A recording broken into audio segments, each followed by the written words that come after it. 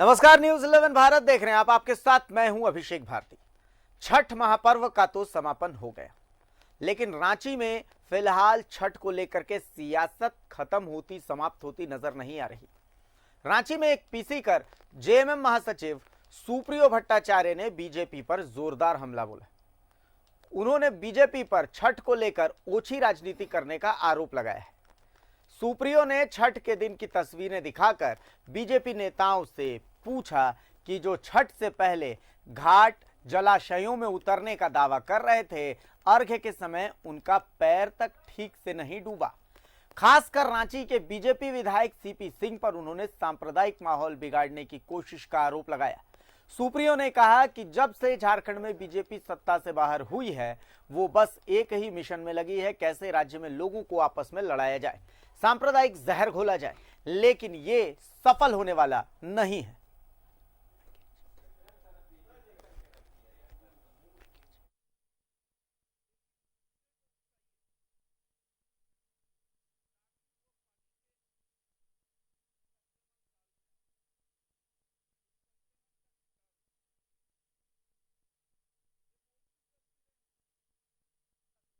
खाते हुए जेएमएम महासचिव सुप्रियो भट्टाचार्य ने निशाना साधा कि उन्होंने दिखाया कि देखिए, जो लोग छठ के गाइडलाइन को लेकर के सियासत कर रहे थे, अब वही लोग अपने अपने घरों में छठ कर रहे हैं। साथ ही उन्होंने कहा कि जनता ने मुख्यमंत्री हेमंत सोरेन के संदेश को अपनाया। जनता से जो अपील की गई थी मुख्यमंत्री के द्वारा कि अपने घरों में छठ करें, कोशिश करें कि कम से कम निकलने लोग, तो वो सफल नजर आए, क्योंकि मात्र 25% लोग ही घाटों पर छठ करने पहुंचे थे।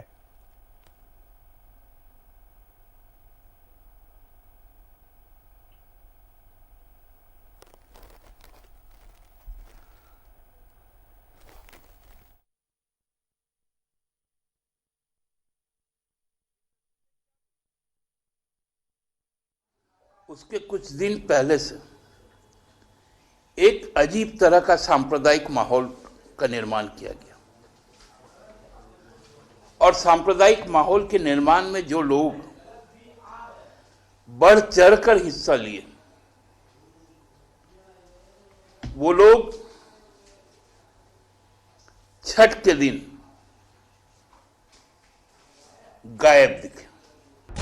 हाथ में तस्वीरें लिए ये हैं जेएमएम महासचिव सुप्रियो भट्टाचार्य, जो छठ गाइडलाइन को लेकर हुई सियासत के बाद बीजेपी पर निशाना साध रहे थे। बाकायदा प्रेस कॉन्फ्रेंस कर सुप्रियो भट्टाचार्य ने पूछा कि आधा शरीर पानी में डुबोकर हठ योग करने वाले बीजेपी नेता तो घर में ही छठ कर रहे थे। इसका प्रूफ उन्होंने बाकायदा तस्वीरें दिखाकर भी दिया। हिंदू धर्म के बारे में बहुत सारी बातें कही, और आज कुछ हमारे पास फोटो है कि उनका तलवा तक नहीं भींगा,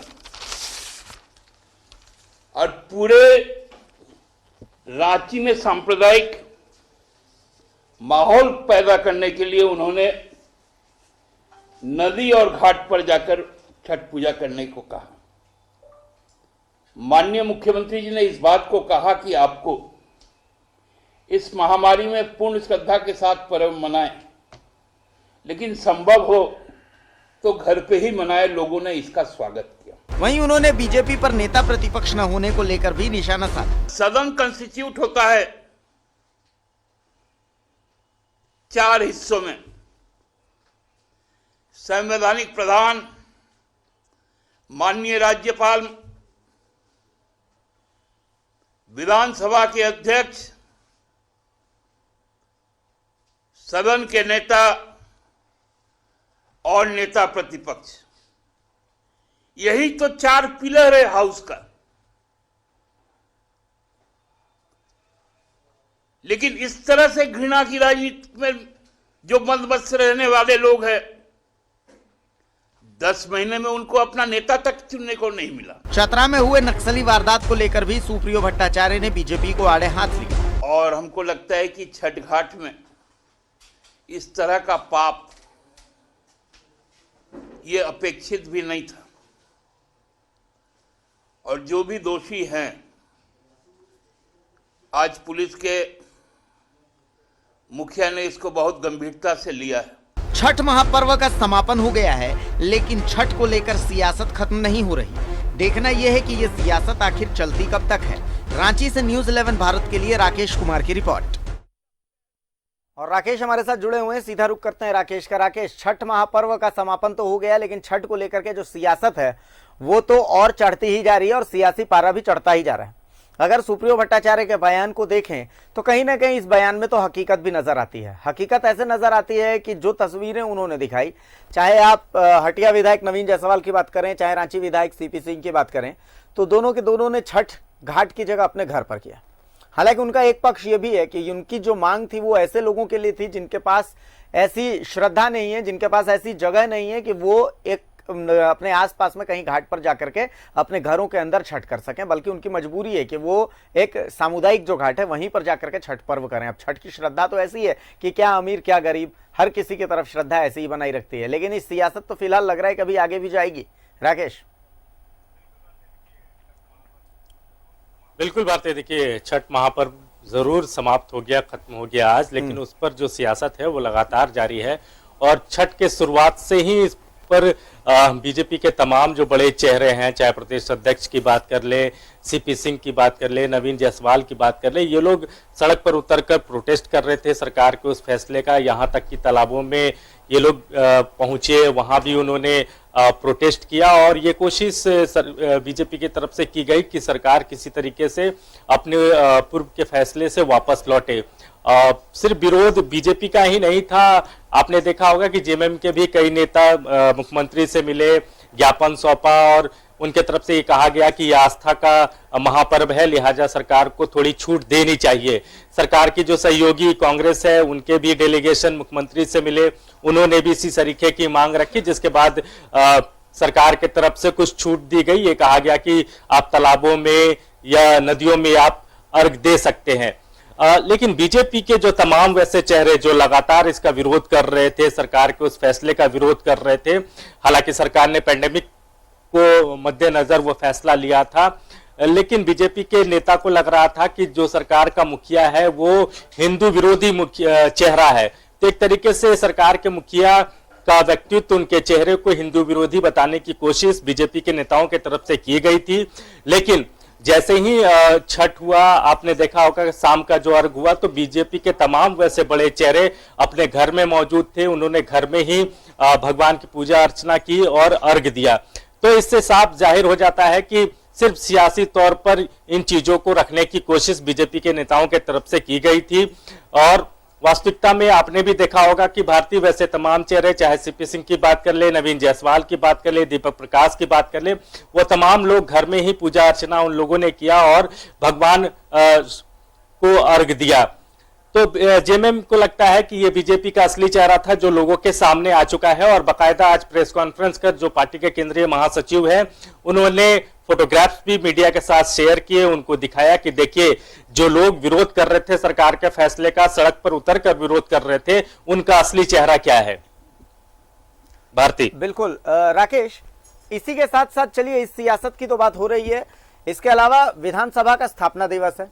अब विधानसभा के स्थापना दिवस को लेकर के जो संसदीय मर्यादा की बात हुई, कहा गया कि एक काला धब्बा रहेगा, क्योंकि अब तक इतना वक्त हो गया, अब तक एक नेता प्रतिपक्ष जो है वो बीजेपी की तरफ से नहीं दिया जा सका है। नेता विपक्ष जो है वो संसदीय कार्यप्रणाली का एक बहुत अहम हिस्सा होता है। तो एक लूप होल जो है वो बीजेपी की तरफ से इस पॉइंट को भी, यानी कि आने वाले समय में इस मुद्दे को लेकर के भी जेएमएम जो है इस मुद्दे को भुनाने वाली है। राकेश, बिल्कुल, देखिए विधानसभा का स्थापना दिवस है और 4 महत्वपूर्ण स्तंभ होते हैं विधानसभा के लिए। अगर आप देखें तो स्पीकर है, महामहिम राज्यपाल है, मुख्यमंत्री होते हैं और उसके साथ ही नेता प्रतिपक्ष होते हैं, लीडर ऑफ ओपोजिशन होते हैं। लेकिन जो स्थिति है राज्य की, उसमें लीडर ऑफ ओपोजिशन की मान्यता अब तक स्पीकर के द्वारा बाबूलाल मरांडी को नहीं दी गई है। मामला दल बदल का है और इसको लेकर थोड़ा वक्त लग रहा है। आप अगर थोड़ा पीछे जाएंगे भारतीय, तो देखेंगे कि तकरीबन 4.5 साल लग गए थे वैसे चेहरों को लेकर स्पीकर का फैसला के लिए थोड़ा इंतजार करना पड़ा था उनको। तो बीजेपी जरूर छटपटाहट में है, बीजेपी को जरूर ये लग रहा है, उनके नेता लगातार स्पीकर पर ये भी आरोप लगाते रहे हैं कि स्पीकर जो है वो पक्षवादी कर रहे हैं, वो जेएमएम के सुर में बात कर रहे हैं। तो इस तरीके का आरोप प्रत्यारोप जरूर लग रहा है, लेकिन ये जरूर है कि कल विधानसभा का स्थापना दिवस है और ऐसे में अगर नेता प्रतिपक्ष का चेहरा वहां मौजूद नहीं होगा तो जाहिर तौर पर ये अपने आप में एक बड़ा सरप्राइजिंग इवेंट होगा, जिस इवेंट में खुद लीडर ऑफ अपोजिशन नहीं होंगे। जेएमएम की तरफ से यह भी कहा जा रहा है कि बीजेपी जितनी सीटें जीत कर आई है उनमें से किसी एक विधायक को वो खड़ा करते और वो उन्हें झारखंड मुक्ति मोर्चा जो है वो लीडर ऑफ अपोजिशन मानने के लिए तैयार हो जाएगा। लेकिन बाबूलाल मरांडी चूंकि दूसरे दल से आए हुए हैं, दल बदल का मामला है, बीजेपी ने उनको हायर किया है, तो ऐसे में ये सारा कुछ जो है वो स्पीकर के अधीन है। स्पीकर जब चाहेंगे तभी इस मामले में फैसला होगा, फिलहाल उनको इंतजार करना चाहिए। लेकिन बीजेपी के पास स्पीकर का बिल्कुल तो ये एक बड़ा मुद्दा रहने वाला है। बिल्कुल इससे इनका जी बोले बोले राकेश, पूरी बात कंप्लीट करें। बिल्कुल भारती, मैं वही कह रहा हूं कि इस पर सियासत पहले भी हुई है और लगातार आपने देखा होगा कि बीजेपी के नेताओं के द्वारा कई बार स्पीकर को पत्र भी लिखा गया, उन पर इस तरीके के आरोप भी मढ़े गए कि स्पीकर जो है वो सरकार की भाषा बोल रहे हैं, झारखंड मुक्ति मोर्चा जिस तरीके से चीजों को रख रही है उसके साथ स्पीकर चल रहे हैं। तो इस तरह के एलिगेशंस पूर्व में भी जो स्पीकर रहे उन पर भी दल बदल के मामले में लगते रहे। खुद बाबूलाल मरांडी लगातार इस मामले पर स्पीकर को घेरते रहे थे कि आखिर क्यों नहीं उनके जो विधायक हैं जो बीजेपी में उस वक्त शामिल हुए थे उनको लेकर फैसला दिया जा रहा है। तो उस वक्त तकरीबन 4.5 साल का लंबा वक्त लगा था भारतीय, और अभी तो 10 महीने हुए हैं। तो इस लिहाज से देखें तो स्थिति बिल्कुल अलग है, लेकिन सियासत जरूर इस पर हो रही है। नेता प्रतिपक्ष के बगैर स्थापना दिवस होगा, यह भी अपने आप में एक सरप्राइजिंग है। अभी तक के अगर झारखंड के इतिहास को देखें तो ऐसी कोई परिदृश्य झारखंड विधानसभा में देखने को नहीं मिला कि जब झारखंड विधानसभा का स्थापना दिवस हो और उसमें लीडर ऑफ अपोजिशन ना हो। तो ये अपने तरह की सियासत है जो बीजेपी की तरफ से भी लगातार चल रही है, सत्तारूढ़ दल के तरफ से भी चल रही है, और अब सत्तारूढ़ दल के तरफ से ये कहा जा रहा है कि कोई दूसरा चेहरा अगर आप ले आते हैं, किसी और विधायक को आप मान लीजिए कि ये लीडर ऑफ अपोजिशन है बीजेपी की तरफ से, तो हम मान लेंगे जी। तो इस पर सियासत है और आगे भी चलती रहेगी भारती। चलिए राकेश, बहुत बहुत शुक्रिया आपका कि आप जुड़े और इस खबर पर हमने चर्चा की। तो सियासत है, यूं ही चलती है। जैसा कि आप देख सकते हैं कि जेएमएम महासचिव कुछ तस्वीरें दिखा रहे हैं मीडिया के सामने। इन तस्वीरों में वो दिखा रहे हैं कि बीजेपी के नेता किस तरीके से अपने घरों में छठ पर्व कर रहे हैं, लेकिन छठ के गाइडलाइन को लेकर के किस तरीके से बीजेपी के नेताओं ने मुखर प्रदर्शन किया था। तो इतना तो अब तय है कि आने वाले समय में इसे लेकर के अब सियासत बहुत गर्म रहने वाली है।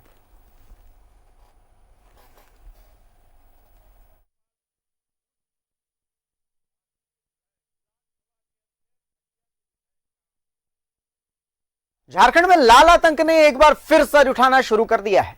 नक्सलियों ने चतरा में एक कोयला व्यवसायी की छठ घाट पर गोली मारकर हत्या कर दी, जिसके बाद चतरा पहुंचे डीजीपी एमवी राव ने कानून व्यवस्था को लेकर पुलिस को सख्त निर्देश दिए हैं। आज के पूरे नक्सली घटनाक्रम पर एक रिपोर्ट देखिए।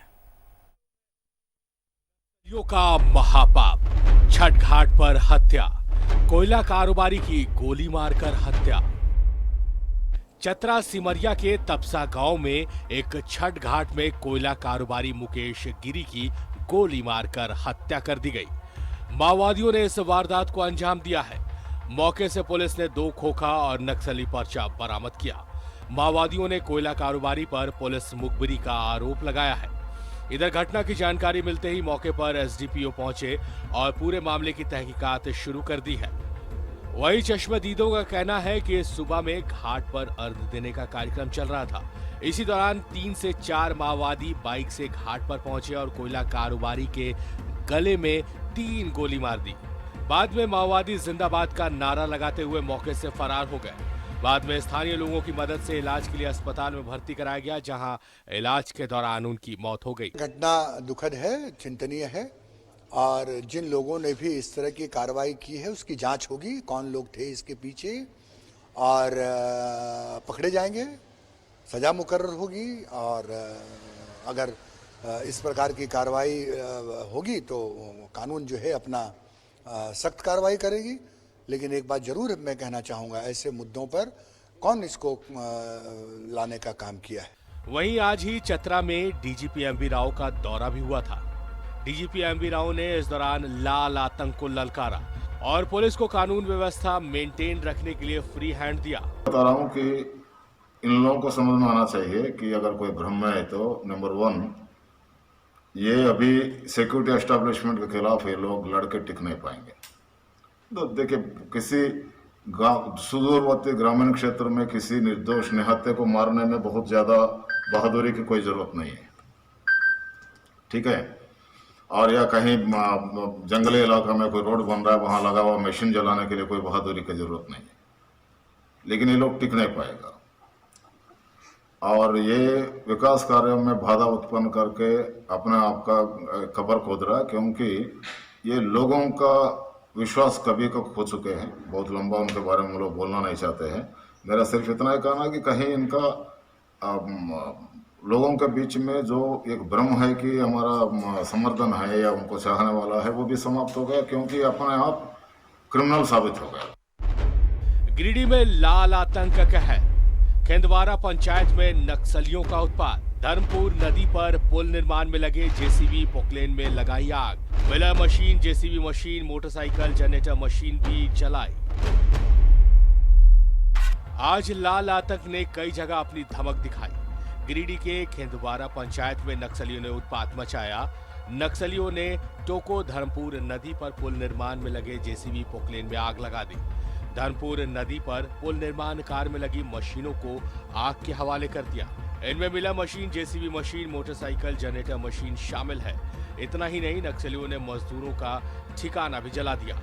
खूंटी में भी नक्सलियों ने की पोस्टरबाजी, पूंजीपतियों को खुलेआम धमकी। सरायकेला में भी नक्सलियों ने की पोस्टरबाजी। इधर खूंटी के बुंडू में शहर के बीचों बीच माओवादियों ने पोस्टरबाजी की है। पोस्टरबाजी के माध्यम से कॉर्पोरेट दलाल और बड़े पूंजीपतियों को खुलेआम धमकी दी गई है। इधर पुलिस ने मौके पर पहुंचकर पोस्टर को जब्त कर लिया है और पूरे मामले की तहकीकात शुरू कर दी है। वहीं नक्सलियों ने सरायकेला के चौका थाना क्षेत्र के NH-33 यात्री शेड में पोस्टरबाजी कर दहशत फैलाई। Bureau report, New Zealand Bharat. Ranchi police ने डॉक्टर शंभू प्रसाद सिंह से रंगदारी मांगने के मामले में 4 आरोपियों को गिरफ्तार किया है। अपराधियों ने PLFI के नाम से डॉक्टर शंभू प्रसाद से 20 लाख रुपए की मांग की थी। इन अपराधियों ने कपड़ा व्यवसायी से भी रंगदारी मांगी थी। पूरी रिपोर्ट देखिए।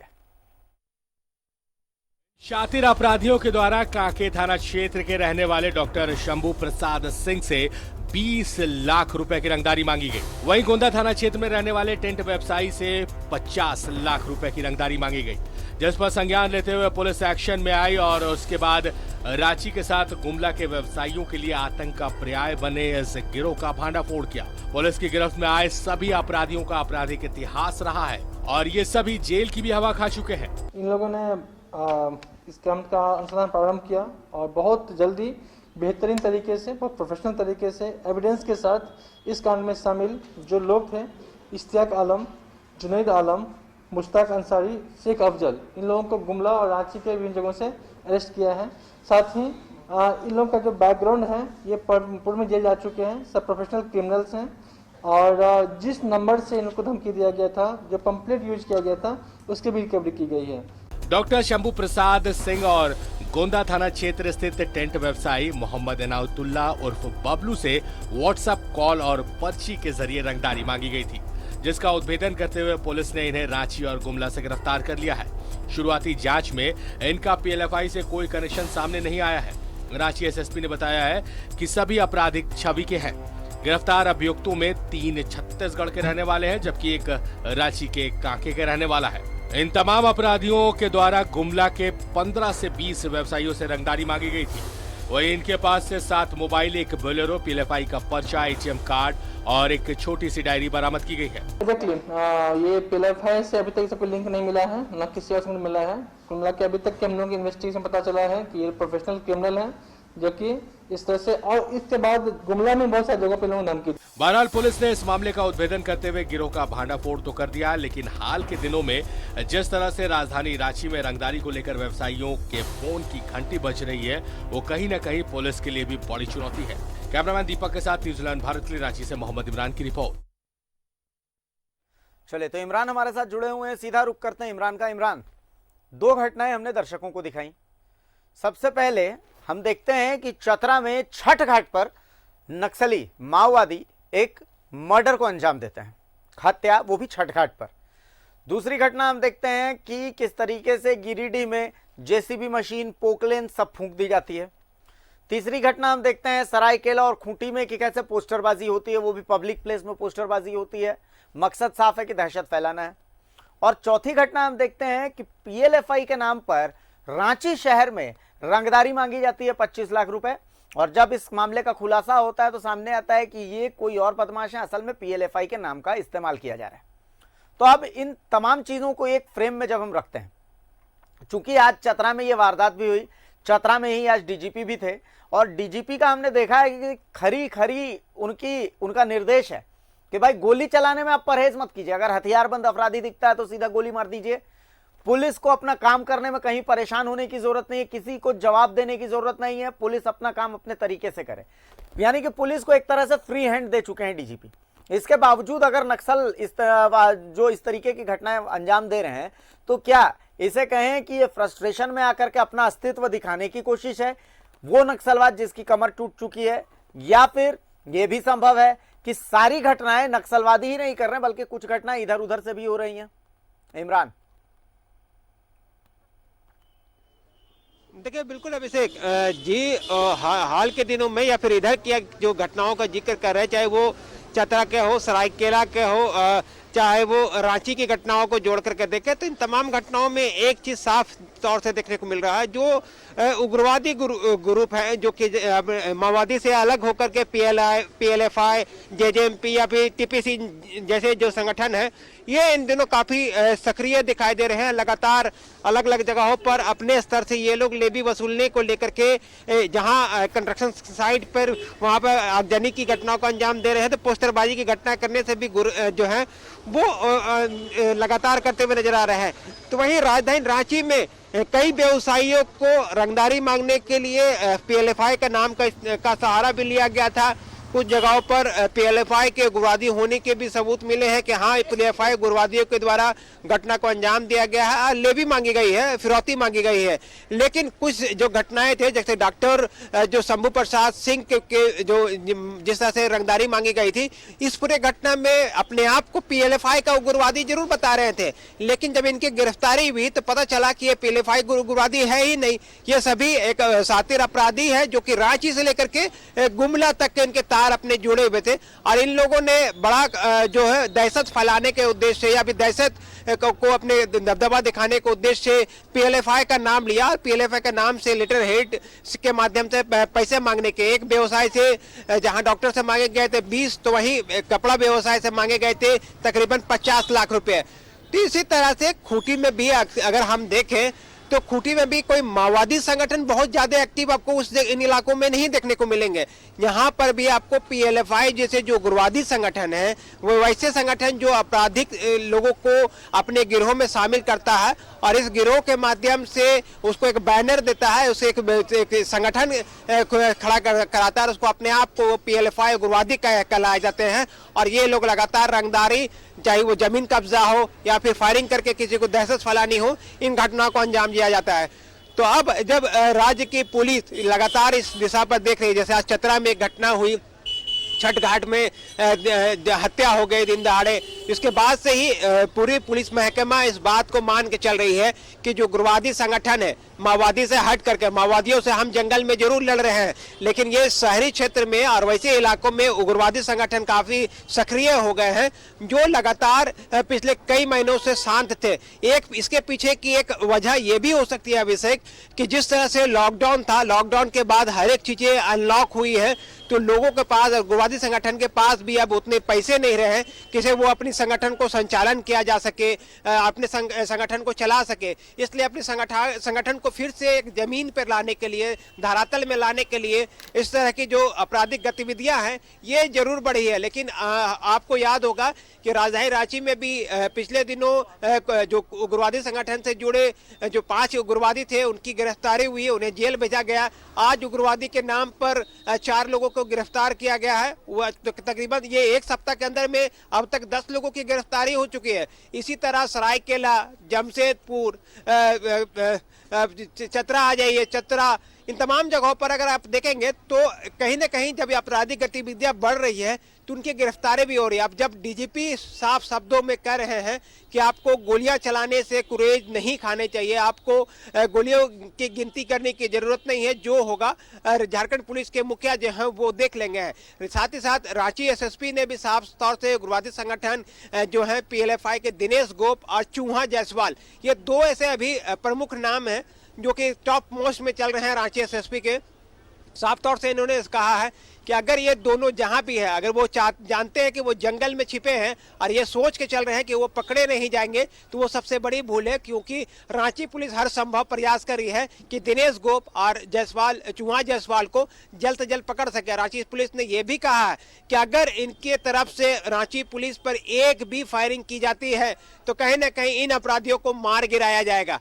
कहीं ना कहीं ये साफ तौर से जो पुलिस मुख्यालय का स्टैंड है वो आपको रांची पुलिस का भी स्टैंड साफ तौर से देखने को मिल रहा है। और हाल के दिनों में अगर आप देखेंगे तो इसी का असर है कि कई जो पीएलएफआई के उग्रवादी हैं उनकी गिरफ्तारी हुई है, कई शातिर अपराधी हैं उनकी गिरफ्तारी हुई है। तब आने वाले दिनों में अभिषेक सबसे बड़ी चुनौती पुलिस के लिए ये पीएलएफआई जैसे जो संगठन है इन पर लगाम लगाना होगा, क्योंकि ये अगर उग्रवादी संगठन ऐसे हैं जो लगातार अपनी जो संगठन को मजबूत करने के लिए, धरातल में दिखाने के लिए जो आपराधिक तत्व के लोगों का सहारा लेकर के लगातार आपराधिक गतिविधि में शामिल है, चाहे वो रांची हो, गुमला हो, खूंटी हो, सरायकेला हो या दूसरे जगह में चले जाए आप, इन तमाम जगहों पर ये उग्रवादी संगठनों का सक्रियता बड़ी है। लेकिन झारखंड पुलिस ने भी अपने मंसूबों को साफ तौर से बता दिया है कि अगर ये उग्रवादी संगठन आगे बढ़कर के किसी भी तरह की कार्रवाई करते हैं, अगर पुलिस के साथ इनका सीधा मुठभेड़ या सीधा आमना सामना होता है, तो कहीं ना कहीं इन जो माओवादी संगठन के जो लोग हैं, टॉप मोस्ट के जो लीडर हैं, उसे मार गिराने से भी पीछे झारखंड पुलिस या रांची पुलिस नहीं हटेगी। चलिए इमरान, तो बहुत बहुत शुक्रिया आपका। इमरान जुड़े हुए थे हमारे साथ। जिस तरीके से वारदात बढ़ रही है, जिस पर इमरान बता रहे थे कि देखिए वारदात तो बढ़ रही है लेकिन पुलिस की कार्रवाई भी साथ साथ चल रही है, पुलिस तैयार है।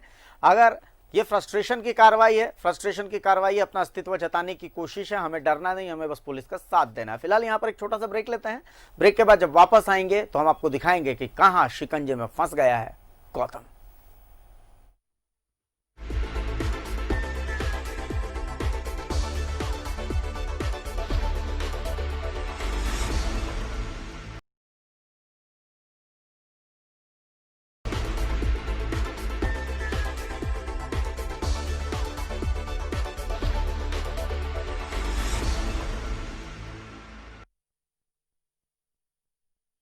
तो ब्रेक के बाद एक बार फिर स्वागत है आपका। और अब हम आपको जो बताने जा रहे हैं वो लव, सेक्स और धोखा की कहानी है। धनबाद की स्टोरी है जहां पर बादल गौतम कोयला कारोबारी को मुगलसराय से अरेस्ट किया गया है। आपको बता दें कि बीसीसीएल के रिटायर्ड डायरेक्टर की बेटी से रेप के आरोपी हैं बादल गौतम। कोयला राजधानी धनबाद के हाई प्रोफाइल फ्रेंडशिप और धोखा मामले के मुख्य आरोपी हैं और कोल कारोबारी हैं बादल गौतम। शुक्रवार को उत्तर प्रदेश के मुगलसराय स्टेशन पर उनकी गिरफ्तारी हुई है। सिकंदराबाद दानापुर ट्रेन से पंडित दीनदयाल उपाध्याय स्टेशन पर इस गिरफ्तारी को अंजाम दिया गया। आरपीएफ ने धनबाद के बैंक मोड़ पुलिस के हवाले किया है, जहां से उस बादल गौतम को जेल भेज दिया गया है। बीसीसीएल के रिटायर्ड डायरेक्टर की बेटी को किडनैप कर रेप मामले में इस गिरफ्तारी को अंजाम दिया गया था। पुलिस बादल को 2 महीने से खोज रही थी। बादल के खिलाफ 3 दिन पहले ही कोर्ट से अरेस्ट वारंट निर्गत हुआ है। 2 माह से फरार चल रहे बादल अपने बचाव में पुलिस अफसरों को आवेदन देकर उल्टे पीड़ित पक्ष पर ही आरोप लगा रहा था। हाल के दिनों में वो सोशल मीडिया पर काफी एक्टिव था।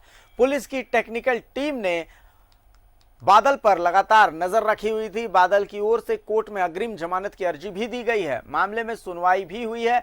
बीसीसीएल के रिटायर्ड डायरेक्टर की बेटी ने तेतुल तल्ला निवासी बादल गौतम के खिलाफ बैंक मोड़ पुलिस स्टेशन में रेप और किडनैपिंग की एफआईआर दर्ज कराई थी।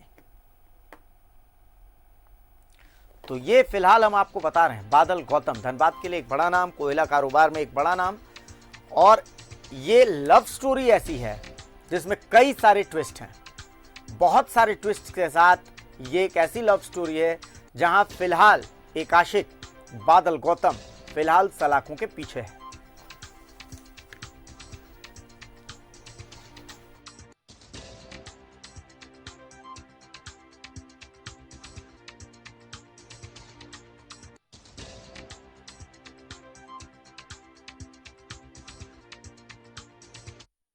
तो अब हम आपको समझाते हैं कि बादल गौतम के पूरे मामले में है क्या। इस रिपोर्ट के जरिए इसे समझने की कोशिश कीजिए। बीसीसीएल के रिटायर्ड तकनीकी निदेशक की शादीशुदा बेटी ने अपने प्रेमी के एक दोस्त पर धनबाद के बैंक मोड़ थाना में अपहरण, दुष्कर्म और रंगदारी का मामला दर्ज कराया है। पीड़ित ने धनबाद के तेतुलतला निवासी अपने प्रेमी के दोस्त कथित कोयला कारोबारी बादल गौतम के खिलाफ थाने में शिकायत दर्ज कराई है। पीड़ित का कहना है कि कथित दोस्त ने झांसा देकर न सिर्फ उसके प्रेमी और उसका अपहरण किया, दिल्ली और कानपुर ले गया, बल्कि वहां के अलग अलग होटलों और फ्लैटों में अकेला पाकर उसने दुष्कर्म भी किया। इस दौरान उसने उनके पास रखे लाखों के जेवरात और नकदी भी छीन लिए, जिसके बाद बुधवार को बैंक मोड़ पुलिस ने पीड़ित का मेडिकल कराया। धनबाद न्यायालय में 164 के तहत बयान दर्ज कराया और आगे की कार्रवाई की जा रही है। हमको गन पॉइंट पे रख के अनुप्रिया से बयान दिलवाया गया था उनके पिताजी के खिलाफ, और भी धनबाद के 2-3 गन पॉइंट पर कौन रखवाया? किसने रखा था गन? बादल गौतम ने रखवाया था अपने शूटरों के जरिए। गलत को अंदर करवाइए, प्रशासन पे भी बहुत भरोसा है हम लोग को। उसकी जबरदस्ती पीड़ित को कई बार झेलनी पड़ी। इस दौरान बादल उन पर प्रभाव जमाने के लिए आईपीएस अधिकारियों के साथ खिंचाई अपनी तस्वीरों का इस्तेमाल करता था। इन्हीं तस्वीरों की धौंस दिखाकर वो इन दोनों को लूटता रहा। इस दौरान बादल ने पुलिसिया कार्रवाई से बचने के लिए उसके प्रेमी को जान से मार डालने की धमकी देकर पीड़ित से धनबाद पुलिस में अपने पक्ष में बयान भी दर्ज करवा लिया। इसके बाद बादल उसे अपने चंगुल से छोड़ने के एवज में 25 लाख की मांग करता है। फिर लॉकडाउन की दुहाई देकर पीड़ित किसी तरह 8 लाख रुपए देकर उसके चंगुल से निकल भागती है प्रेमी के साथ, और फिर थाने पहुंचकर मामले की शिकायत करती है। इसी लड़की के द्वारा पहले अपने पिता पे कुछ और लोगों के खिलाफ कंप्लेन किया गया था, और अब ये वापस रिवोल्ट कर गया। मतलब ये इसमें जांच का विषय है, इसको प्रॉपरली सारे फैक्ट्स को जांच करने के लिए हम कमेंट कर सकते हैं। गलत सूचना देने मतलब लड़की के खिलाफ और ये उसका जो दोस्त है उसके खिलाफ भी पुलिस की कार्रवाई हो, पहला जो गलत कंप्लेन नहीं, मतलब वो फैक्ट्स को सारा जांच करना पड़ेगा। अभी ये केस हुआ है, उसको भी वेरीफाई करना है, पूरा जांच करने के बाद। फिलहाल पुलिस इस हाई प्रोफाइल मामले की छानबीन में जुटी है। पीड़िता के कोर्ट में 164 के बयान के बाद आरोपियों के खिलाफ पुलिसिया कार्रवाई तेज होने वाली है।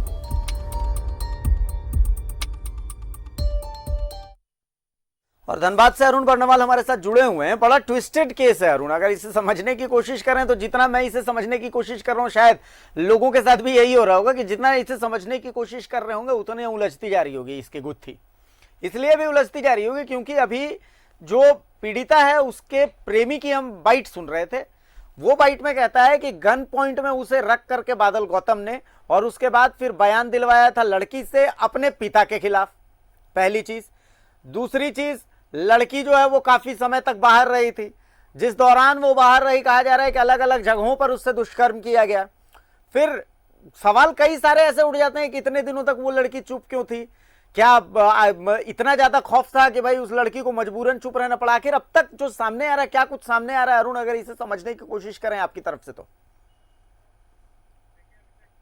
देखिए अभिषेक, आज भी जब ये बादल गौतम की कल गिरफ्तारी हो गई, और आज भी जब हम लोगों ने मतलब न्यूज़ 11 भारत की टीम ने उनसे संपर्क किया तो अनुप्रिया मिश्रा जो लड़की है उसके प्रेमी संकेत किसनानी तो सामने आ गए, लेकिन उसके चेहरे पे खौफ देखा गया, और वो प्रसन्नता तो जाहिर की जो पुलिस की कार्रवाई से, वो बहुत संतुष्ट है, लेकिन बहुत ही ज़्यादा कहें तो एक तरह से नर्वस थी और डरी हुई थी कि क्या हो जाएगा। तो इन सब के पीछे जो संकेत ने जिस तरह का संकेत दिया, संकेत किसनानी ने जिस तरह का संकेत दिया कि वो बादल गौतम न सिर्फ बड़े अधिकारियों बल्कि कई बड़े बड़े नेताओं के रसूख का इस्तेमाल करता था, उनके साथ की तस्वीरें दिखलाता था, उनसे लगातार फ़ोन पे या बातें होती थी, जिससे दिखलाकर पहले तो दोस्ती की संकेत से, और उसके बाद उसको अपने जाल में फंसा, और फिर पूरा ये प्रकरण सामने आया जब 2 महीने पहले रिटायर्ड कोयला अधिकारी की पुत्री उसके साथ भागी, जिसमें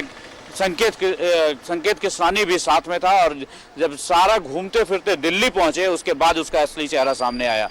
तो ये आज भी इसने कहा है संकेत ने कि गन पॉइंट पे उसे रखकर गुंडों के हवाले कर दिया गया था, और अनुप्रिया मिश्रा के साथ तो दुष्कर्म किया गया ही है, उसके साथ साथ उसके द्वारा उसके पिता के खिलाफ और कुछ और लोगों के खिलाफ ही पुलिस के समक्ष गलत बयान दर्ज कराई गई।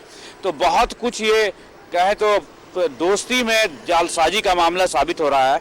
और पुलिस ने जब अभी पिछले 10 दिन पहले जब वारंट इशू हुआ है बादल गौतम के खिलाफ, तो उसको जाकर उसको टेक्निकल सेल पुलिस की एक्टिव हो गई और पहले पता चला वो जो खुद को अपना फेसबुक को अपलोड किया वो गोवा में है, जबकि टेक्निकल टीम ने इस बात का पता लगा लिया कि वो सिकंदराबाद में, और जब तक पुलिस पहुंची तब तक वो वहां से निकल चुका था। बाद में उसके फोटो के आधार पर यह पता चला कि वो अपने गांव जा रहा है छठ के लिए, तो सिकंदराबाद दानापुर ट्रेन में है। और इस बात की सूचना आरपीएफ मुगल सराय को धनबाद पुलिस ने दी और उसके बाद आरपीएफ पंडित दीनदयाल उपाध्याय स्टेशन पे उसकी गिरफ्तारी हो गई। तो अब आज उसको ले आके कोर्ट में प्रस्तुत किया गया अभिषेक, जहां से उसे न्यायिक हिरासत में जेल भेज दिया गया है। और इसके पूर्व पुलिस ने जो भी अनुप्रिया मिश्रा ने आरोप लगाए थे, जैसा कि सूचना मिली है, बैंक मोड़ थाने में दोनों को आमने सामने बिठाकर एक दूसरे का कन्फेस कराया है और उसकी बजाबते वीडियो रिकॉर्डिंग की गई है। तो अब तक ये जो बादल गौतम कहता आ रहा था कि उसके खिलाफ जालसाजी करके उसे फंसाने का कोशिश किया गया है, शायद आज पुलिस ने उसका भी पटाक्षेप कर लिया, चूंकि ये अभी तक कोर्ट के पास है और पुलिस के अनुसंधान में शामिल है और उसका डिस्क्लोज नहीं किया जा रहा है। लेकिन ऐसा लग रहा है कि बादल गौतम पूरी तरह से जालसाज साबित होने जा रहा है। जी अरुण, एक सवाल और यहाँ पर खड़ा होता है, क्योंकि हम जो तस्वीरें देख रहे थे, कुछ हम फाइल तस्वीरें देख रहे थे, वो तस्वीरें बताई जा रही कि उस दौरान की थी जब कलकत्ता से लेकर के दिल्ली का वो जो सफर है, जिस सफर की चर्चा है, वो सफर तय किया जा रहा था। उन तस्वीरों में जब देखा जा रहा है तो कहीं पर अनुप्रिया मिश्रा का जन्मदिन भी मनाया जा रहा है या किसी का जन्मदिन है जहां पर केक वगैरह काटे जा रहे हैं, काफी खुशनुमा माहौल नजर आ रहा है। तो ऐसा लगता है कि अचानक से या तो फिर एक साजिश के तहत ऐसा किया जा रहा है, अनुप्रिया को अपने जाल में फंसाने की कोशिश हो रही है, या फिर अनुप्रिया अपने जाल में फंसाने की कोशिश कर रही है। दो तस्वीरें, इसके दो पहलू हैं। अब तक जो सामने आ रहा है, अब तक जो नजर आ रहा है, उसमें तो यही लग रहा है कि बादल ने एक छद्म दुनिया जो है अनुप्रिया के चारों तरफ बना के रखी हुई थी और उसे अपना अच्छा रूप दिखा रहा था, और अचानक से फिर बादल का जो वहशी रूप है वो सामने आया। लेकिन इन सब के बीच में एक नाम है अनुप्रिया के पिता, जिनके खिलाफ खुद अनुप्रिया ने बयान दिया था एक समय में। अब उनका रिएक्शन, उनके पिता का क्या आ रहा है? उनकी तरफ से भी कोई बातचीत हुई है आपकी, या कहीं से कुछ पता चला हो कि उनका रिएक्शन क्या रहा है? देखिए अभिषेक, इस मामले को लेकर जो अनुप्रिया के पिता हैं डीसी झा, वो कोलकाता में ही शिफ्ट हो गए हैं। जिस समय ये प्रकरण आया था और जब अनुप्रिया के द्वारा उनके खिलाफ मुकदमा किया गया था, तब उनका पक्ष आया था, जिसमें उन्होंने अनुप्रिया को संकेत किसनानी के साथ भागने का आरोप लगाया था, जिसमें सहयोग के रूप में बादल गौतम और कई और अन्य लोगों के भी नाम आए थे। और अपने आप जो अनुप्रिया मिश्रा ने जिस तरह के आरोप उन पर लगाए थे उसका उन्होंने खंडन किया था।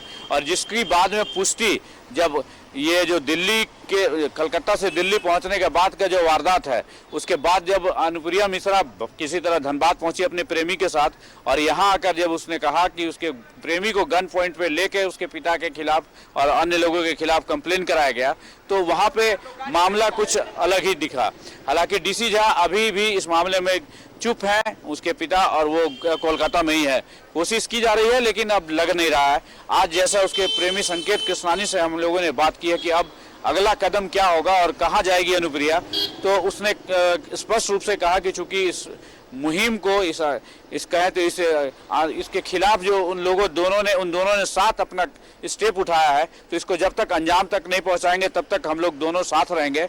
और उसके बाद जब अंजाम इस घटना को पूरी तरह से समापन कर दिया जाएगा, उसके बाद सोचा जाएगा कि अनुप्रिया कोलकाता रहेगी या यहीं पे रहेगी। लेकिन इसके बाद पूरे संकेत हैं कि उसका जो अपना प्रेमी है संकेत किसनानी, ये उसी के साथ रहेगी। जी चलिए अरुण, बहुत बहुत शुक्रिया आपका इस तमाम जानकारी के लिए। आप आगे भी इस तमाम पहलुओं पर नजर बनाए रखें।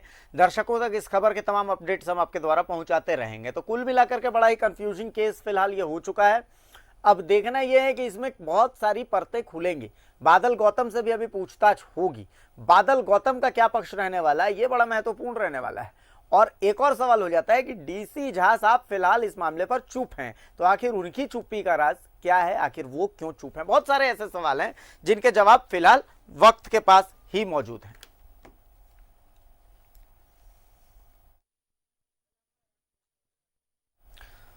सीएम हेमंत सोरेन लातेहार प्रवास पर रहे, जहां उन्होंने अपने प्रवास के आखिरी दिन नेतरहाट आवासीय विद्यालय का भ्रमण किया। एक रिपोर्ट देखिए। के नेतरहाट आवासीय विद्यालय परिवार की ओर से आयोजित अभिनंदन समारोह में मुख्यमंत्री हेमंत सोरेन ने सपरिवार शिरकत की। साथ ही उन्होंने आवासीय विद्यालय परिसर में पौधारोपण भी किया। इस दौरान सीएम और उनके परिवार का पारंपरिक तरीके से स्वागत हुआ। ढोल नगाड़ों से उनका अभिनंदन किया गया और फिर उनका और उनके परिवार का सम्मान हुआ। और कई चीजें बहुत संयोगवश होता चला गया और आज हम लोग एक अलग और बृहद रूप से एक अलग सोच के साथ यहाँ उपस्थित हुए हैं। इस दौरान सीएम के साथ उनके परिजन और बेरमो विधायक अनूप सिंह भी मौजूद रहे। सीएम ने कोविड काल के साइड इफेक्ट्स का भी जिक्र किया। सीएम ने लातेहार आवासीय विद्यालय के लाइब्रेरी का भी अवलोकन किया। स्टेट बोर्ड के अंतर्गत ये स्कूल चलता रहा। जब मैं पहली बार यहाँ आया था, ये हमारा दूसरा यात्रा है, उस समय ये स्टेट बोर्ड के अंतर्गत ही इसकी पढ़ाई होती थी और उस समय हमने प्रिंसिपल साहब से पूछा था कि इसको क्यों ना सीबीएसई किया जाए या सीबीएसई करने में क्या आपकी सोच है। और मुझे इन्होंने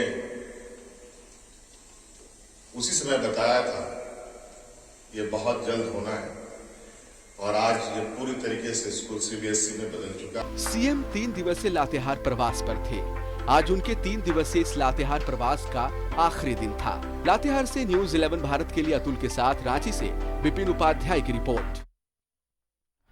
बिरसा मुंडा एयरपोर्ट के रनवे का काम चल रहा है, जिसका सीधा असर विमानों के परिचालन पर पड़ रहा है।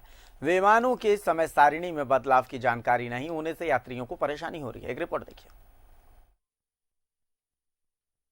बिरसा मुंडा एयरपोर्ट पर 16 नवंबर से जनवरी माह तक रनवे के मरम्मती का काम चल रहा है, जिसके वजह से सुबह 6 से 10 और शाम 6 के 11 बजे रात तक विमानों का संचालन कराया जा रहा है। हालांकि इसकी जानकारी यात्रियों में नहीं है या कहें विमान कंपनियों ने ना ही उन्हें सूचना दी है। ऐसे समय में विमानों का संचालन कैसे होगा और यात्री क्या कुछ करें। रांची एयरपोर्ट पिछले 3 घंटे से मैं बैठा हुआ हूँ विद फैमिली, मेरे वाइफ बच्चे भी बैठे हुए हैं और हम लोग को दिल्ली जाना है, जबकि टिकट 3:10 शाम की है और मोबाइल में एकदम सही दिखला रहा है, हम लोग समय पहुँच गए हैं। ना कोई चेक इन का व्यवस्था है, ना कोई बताने वाला है, सिर्फ बाहर बैठे रहिए, ना काउंटर में कोई रिस्पांस देने वाला है। कई यात्री इस दौरान काफी नाराज भी नजर आए, जहां सेवा विमान कंपनियों के प्रतिनिधि भी नजर नहीं आ रहे थे। वहीं प्रबंधन के द्वारा भी उन्हें कुछ जानकारी नहीं मिल पाई। यात्रियों ने कहा है कि यदि समय सारणी बदला है तो ऐसे में सेवा विमान कंपनियों को इसकी जानकारी यात्रियों तक पहुंच जानी चाहिए थी। अब जब वो परेशान हैं, इसके बाद भी कोई प्रतिनिधि या उनकी सुनने वाला नदारद है। आप देखो यहाँ पे रेस्टरूम्स नहीं है, पानी की कोई फैसिलिटी नहीं है, सोशल डिस्टेंसिंग के नाम पे तो आप देख ही रहे हो क्या हो रहा है। तो इनको जब ये बोलते हैं कि वेब चेक इन मैंडेटरी है, ई टिकट्स मैंडेटरी हैं, तो इनको बताना चाहिए ना वहाँ पे कि हमारे ये गाइडलाइंस है, एयरपोर्ट बंद रहेगा, आपको बाहर वेट करना पड़ेगा। इन्होंने बोला लाउंज एरिया नहीं है, आप अंदर नहीं जा सकते। लोग सुबह से आए हुए हैं बिकॉज इधर उधर से ट्रैवल कर रहे हैं, राइट। उनको लगता है कि एयरपोर्ट पे थोड़ा लीनियंट होगा, आराम से चेक इन करके बैठ सकते हैं।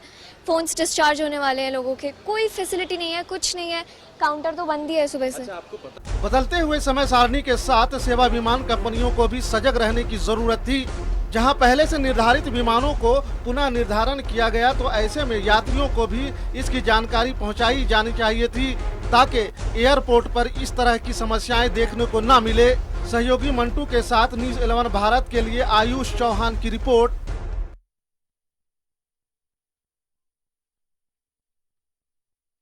कोरोना काल में अब पार्कों को खोलने का सिलसिला शुरू हो चुका है, लेकिन रांची के कोकर स्थित स्वामी विवेकानंद पार्क की हालत खराब है। देख रहे क्या भाव में पार्क कचड़े में तब्दील हो गया है। एक रिपोर्ट देखिए।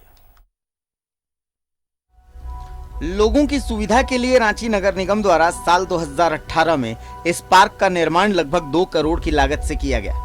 पार्क में महंगे महंगे फूल, पेड़ पौधे और बच्चों के मनोरंजन के लिए झूले भी लगाए गए, लेकिन इसकी देखरेख रांची नगर निगम नहीं कर पाया। लिहाजा पार्क के संचालन के लिए जिस ठेकेदार को टेंडर दिया गया वो बिना अनुमति के ही कैंपस में रेस्टोरेंट बना चुका है, जिसके कारण अब ये जगह नशेड़ियों का अड्डा बन चुका है। इसकी जानकारी नगर निगम को हुई तो ठेकेदार का टेंडर रद्द कर दिया गया। इसके बाद आज तक ये पार्क बंद पड़ा हुआ है। पर्यावरण मित्र से बात करेंगे तो जितना योगदान एक तालाब का पानी के लेयर को बढ़ाने के लिए है, उतना ही योगदान पेड़ लगाने के लिए का भी है। और हम लोग वो लगाने का काम किए हैं। कुछ असामाजिक तत्वों ने उसके जाली को तोड़ने का काम किया है, कहीं कहीं इंक्रोचमेंट करने का काम किया है। लोगों का आज भी आप देखिएगा कि डिस्टिलरी पार्क जो हम लोगों ने बनाया, स्वामी विवेकानंद पार्क, उसके बाउंड्री में अपना पिलर उठाने का काम कर रहे हैं, पीछे के जमीन को घेरने का काम कर रहे हैं। मैं समझता हूं कि नगर निगम प्रशासन इसमें बड़ा सुस्त रवैया अपनाया हुआ है। मैंने पिछले 14वें वित्त आयोग से 75 लाख रुपए की राशि केवल उसको सुरक्षित करने के लिए मंगाई थी, लेकिन आज तक उसका डीपीआर नहीं बना है। जहां पार्क बना है वहां पर डिस्टिलरी तालाब हुआ करता था। करमटोली तालाब से निकलने वाले जल स्रोत को यहाँ पर चेक डैम बनाकर रोका जा रहा था ताकि क्षेत्र का जल स्तर बना रहे। लेकिन साल 2017 में रांची नगर निगम ने पार्क बनाने का प्रस्ताव लाया, जिसके बाद इस प्रस्ताव का विरोध भी हुआ, लेकिन पार्क का निर्माण हुआ। इसके बाद से ही आसपास के इलाकों के जल स्तर काफी नीचे चले गए। लेकिन अब देखिए, आप देख सकते हैं मेंटेनेंस के कारण अभी इसका हालत कैसा हो गया है। इधर किधर भी आदमी लोकल का हो चाहे बाहर का हो आके पीता खाता है, ना यहाँ सिक्योरिटी का सर्विस है, ना देख रेख का सुविधा है कुछ। और कितना करोड़ का लागत से ये पार्क बना है, फिर भी आप देख सकते हैं इसका हालत कितना गंभीर रूप से धीरे धीरे खराब होते जा रहा है। और सरकार को सोचना चाहिए कि ये जनता का पैसा से बना हुआ पार्क है, तो इनके बारे में कुछ सोचकर कुछ कदम, अच्छा कदम उठाना चाहिए। काफी विवादों के बाद डिस्टिलरी तालाब को मिट्टी से भरकर पार्क जरूर बना दिया गया ताकि स्थानीय लोगों को इसका लाभ मिल सके, लेकिन मेंटेनेंस के अभाव में ये पार्क धूल फांक रहा है। मौजूदा समय में इसका लाभ तो लोगों को नहीं मिल रहा है, लेकिन जल संकट की परेशानी यहाँ पर जरूर बढ़ गई है। रांची से न्यूज़ 11 भारत के लिए दीपक उरांव की रिपोर्ट। रांची स्मार्ट सिटी में आधारभूत संरचना विकसित हो रही है, लेकिन जो खाली जमीन है उसकी नीलामी होगी। उसमें बड़े बड़े संस्थानों को ही जगह मिल पाएगी, क्योंकि स्मार्ट सिटी का कॉन्सेप्ट ही ऐसा है। एक रिपोर्ट देखिए। रांची में स्मार्ट सिटी का काम तेजी से चल रहा है। रांची को स्मार्ट बनाने के लिए कई तरह के उपक्रम हो रहे हैं। एचईसी क्षेत्र में बन रही स्मार्ट सिटी की खाली जमीन की नीलामी के लिए सारी तैयारी लगभग पूरी हो गई है। ऑक्शन में तो जो सबसे अधिक बोली लगाएगा उसको मिलेगा, परंतु कुछ हम लोगों ने क्राइटेरिया रखा है, जैसे कि यूनिवर्सिटीज़ का जो इंस्टीट्यूशनल एरिया यूनिवर्सिटीज़ को देना है, तो हम लोगों ने रखा है कि कम से कम B+ ग्रेडिंग उसकी नैक में होनी चाहिए।